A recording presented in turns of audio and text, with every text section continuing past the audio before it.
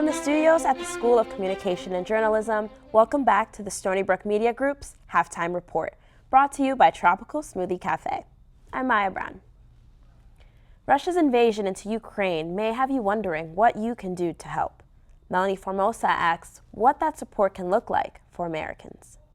Of course, it's important to voice our support for Ukraine and to name things as they are without being too polite, if I can say that, because there is a lot of politics around.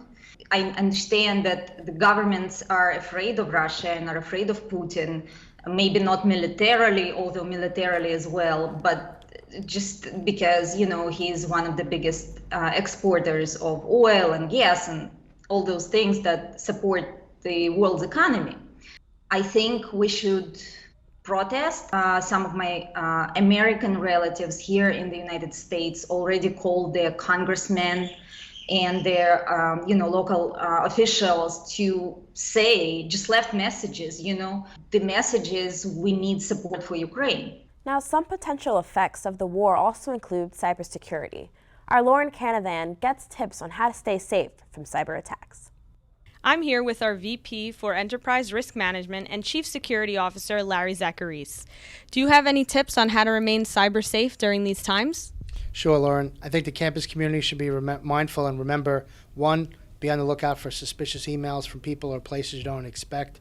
2, make sure you're using really strong passwords and not sharing them with others. And for more information and a lot more tips, visit cybersecurity.stonybrook.edu.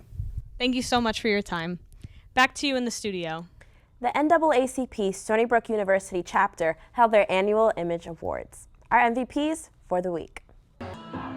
The theme, Old Black Hollywood, and Stony Brook students closed out Black History Month this past Saturday with a night of revelry, awards, and performances.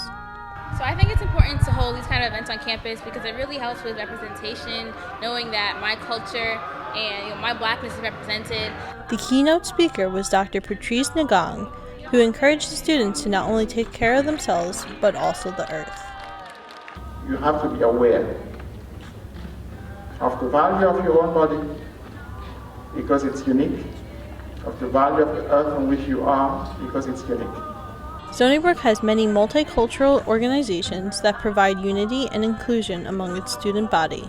Not only do we want to help underrepresented students make meaningful bonds during their college experience, we also want other people who aren't, students of color to be exposed to different cultures. This is Catherine Procacci with the Stony Brook Media Group. Congratulations to all of the winners. That's it for us in the studio. Enjoy the second half.